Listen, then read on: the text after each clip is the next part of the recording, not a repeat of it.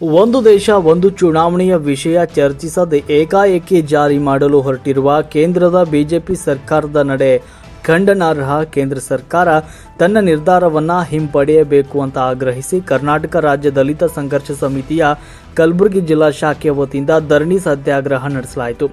ಕಲಬುರಗಿ ನಗರದ ಗಾಂಧಿ ಪ್ರತಿಮೆ ಎದುರುಗಡೆ ಧರಣಿ ಸತ್ಯಾಗ್ರಹ ನಡೆಸಿ ಬಳಿಕ ಜಿಲ್ಲಾಧಿಕಾರಿಗಳ ಮೂಲಕ ರಾಷ್ಟ್ರಪತಿಗಳಿಗೆ ಮನವಿ ಸಲ್ಲಿಸಲಾಯಿತು. ಧರಣಿ ಸತ್ಯಾಗ್ರಹ ಉದ್ದೇಶಿಸಿ ಈ ಸಂದರ್ಭದಲ್ಲಿ ಕರ್ನಾಟಕ ರಾಜ್ಯ ದಲಿತ ಸಂಘರ್ಷ ಸಮಿತಿಯ ರಾಜ್ಯ ಸಂಚಾಲಕ ಡಾಕ್ಟರ್ ಡಿ.ಜಿ. ಸಾಗರ್ ಅವರು ಮಾತನಾಡಿದರು. ಒಂದು ದೇಶ ಒಂದು ಚುನಾವಣೆಯ ಇದೊಂದು ಕೇಂದ್ರ ಸರ್ಕಾರದ ಅಜೆಂಡಾದ ಭಾಗ. ಕೇಂದ್ರ ಸಚಿವ ಸಂಪುಟದ ಒಪ್ಪಿಗೆ ನೀಡಿರುವ ಒಂದು ದೇಶ ಒಂದು ಚುನಾವಣೆ ಪ್ರಸ್ತಾಪ ಒಕ್ಕೂಟ ವ್ಯವಸ್ಥೆಗೆ ವಿರುದ್ಧವಾಗಿದೆ ಅಂತ ಹೇಳಿದರು. ಸಂದರ್ಭದಲ್ಲಿ ಈ ಒಂದು ಪ್ರಜಾಪ್ರಭುತ್ವ ವ್ಯವಸ್ಥೆಗೆ ಅದು ಬಗೆಯುವಂಥ ದ್ರೋಹವಾಗುತ್ತದೆ ಅಂತ ಕಳವಳವನ್ನು ವ್ಯಕ್ತಪಡಿಸಿದರು.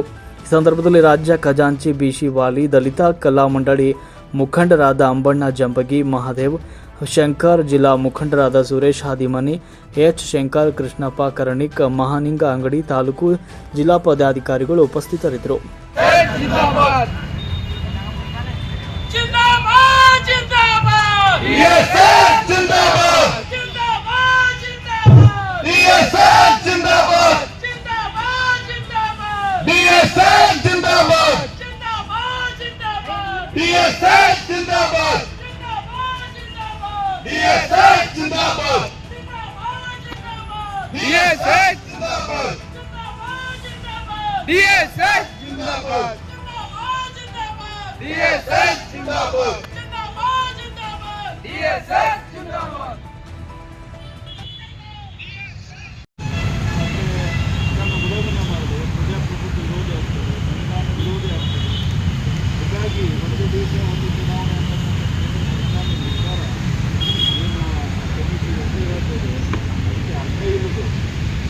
ಒಂದು ದೇಶ ಒಂದು ಚುನಾವಣೆ